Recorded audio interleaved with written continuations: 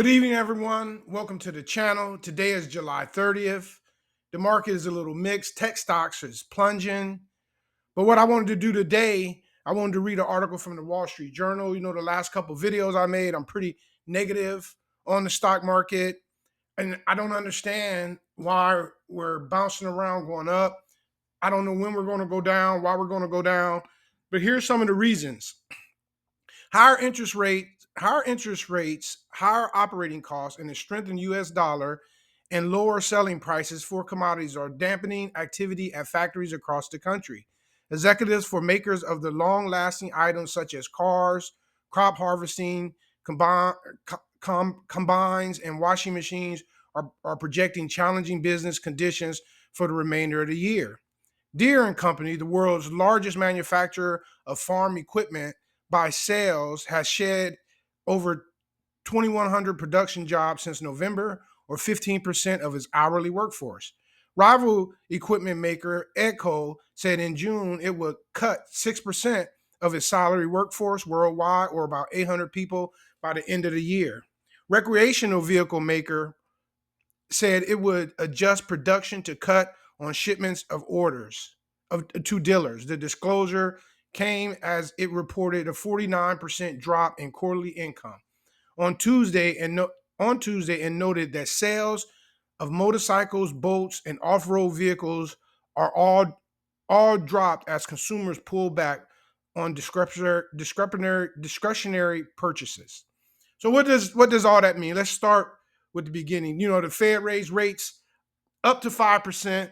You know, they're just saying these are some of the reasons. You know, operating costs, strengthening the U.S. dollar, meaning that as the dollar goes higher and against other currencies, our products become more expensive in other countries. Lower selling prices of commodities, and I mean the main thing as it talks about the long-lasting items such as cars, crop harvesting, and washing machines. As we talked about, that means ain't nobody buying anything.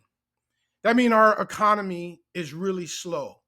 And what make these two, let's say using Deere and Acco and this recreational vehicle maker, what makes this important is one, we're talking about food manufacturing. We're talking about that's the beginning of how our economy operates.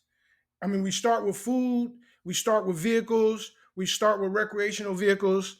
No one's buying. That means people are not buying nothing across the board. They're lowering how much they pay.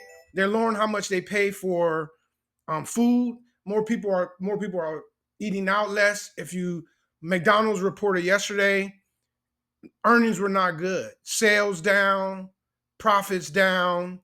They did say that for the remainder of the year that their sales, they're going to hold up to their sales projections. But what they're doing is they're killing the franchisees. I'm a franchisee. They're killing the franchisees. They got these $5 meals. Those franchisees don't make money off $5 meals. Let's say we're talking those $5 meals might cost $4 to make, you know, with the burgers, the buns, the fries. So they're not making any money, but McDonald's is still getting, the corporate McDonald's is still getting their revenue, but the franchisees is hurting. And I actually hope that they push back as a franchisee on these discounts, because you can't make any money doing that. You can try to drive in traffic and things like that, but it's really hard to make money doing that. I find it real interesting that people don't stop buying motorcycles, boats, and off-road vehicles. If you're hurting for money, then obviously the people that was buying those are doing pretty good. If you're buying a boat, you're doing pretty good. So they stop buying items like that. That's the first thing that you got to take off the plate. I mean, and on here, their profits dropped by 49%. 49%.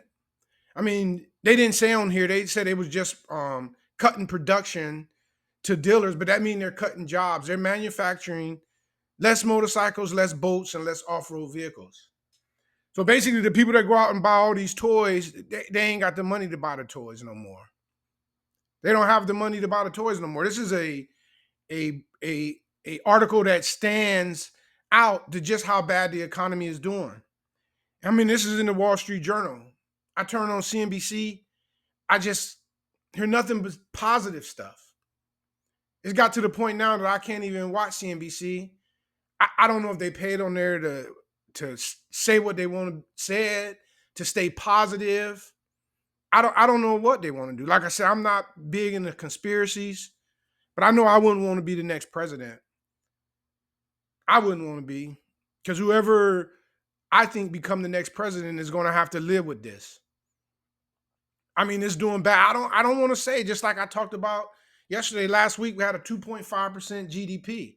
I don't want to believe that. Now they go every quarter, they go back and revise. If they have to, they go back and revise it. I think we have a significant revise. I don't know if they're just trying to keep this up. I don't know what we're doing. I really, really don't. But we're doing bad. I mean, it's right there. It's right there in writing, and no one's really talking about it. When they higher interest rates, I talked about yesterday how the Federal Reserve, they meet tomorrow. They're meeting today and they're meeting tomorrow. They're going to announce as of right now, and they're projected to say that they're going to be prepared to cut in September. I believe they need to cut tomorrow. And if they cut tomorrow, that probably spooked the market. It'll say that the economy is doing a lot worse than what they believe that it's doing. And then we get some employment reports this week. I'm interested in seeing that. I mean, people are cutting jobs, and if I had to guess, we're going to probably have a good jobs number. I don't know. I don't know what's going on, but I do know that this economy is not good. The stock market is still in pretty good shape. What's taking it down now is they tanking things like Nvidia. I made a video on that a while ago. It was unrealistic to think that Nvidia should be a $3 trillion company. Chips are not, they're a good business, but they're cyclical. And I mean, if you know, in that video, I talked about that competitors are going to come along. Apple, they train their AI model completely. They train their AI model completely on Google's warehouse. Smart on Apple, they're not spending all the money on AI chips. But it's that means there's competition. That means Google is producing chips. And now Nvidia had a high, I want to say, of 140. I know they just split the stock not too long ago. I just looked. Let me see. I just looked not too long ago. Yeah, Nvidia, yeah, it's as a high of 140. It's all the way down to 105. We this is not good.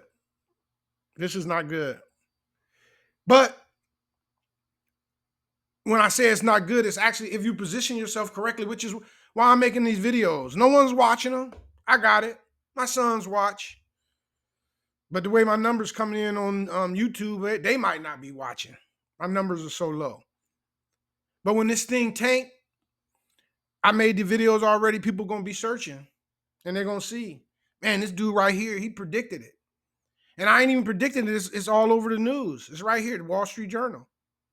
No one's buying boats. No one's buying off-road vehicles. No one's buying motorcycles. No one's buying cars. We talked about the Ford report. We talked about the company that owns Chrysler and Jeep Wrangler. They're doing terrible. I mean, no one's buying crops. That might have to do why McDonald's.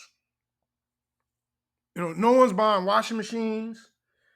And some of these reasons, a lot of this stuff might have been pulled forward from when people was getting all that money from the government and they were buying things like washer and dryers. I bought a jacuzzi. I didn't want no jacuzzi. But I mean, you're giving me free money, I got to spend it on something. So I bought a jacuzzi, which basically sits in the backyard, sits in the back on the deck, don't get used much. But there it is right there. There it is right there. Deere is cut 2,100 production workers' jobs. That means farmers ain't purchasing equipment. Items just aren't needed. So I just want to let you know to keep watching out for things like this. Try to position yourself in cash, have as much capital on the sideline, so when the downturn do come, you'll be ready to take advantage of it. And this right here didn't even talk about home prices. Didn't even talk about it. And I'm looking right now, when you're watching the news, they tell you it's a buyer's market out there right now. Homeowners are having to cut their price. I was looking at some houses that's for sale, and I noticed, the house was listed for a while, so they're having to cut the price. But I said all that to say, just to make sure you be ready, have some capital on the sideline. Sometime when people are doing bad, it may be a good thing for you. But it's coming no matter what. I feel bad for these people that lost these 2,100 people that lost their job, these 800 people that lost their job. I feel bad for them. But I got to do what I need to do. And what I got to do is I got to be ready for this downturn, be prepared to invest. Good luck, good investing.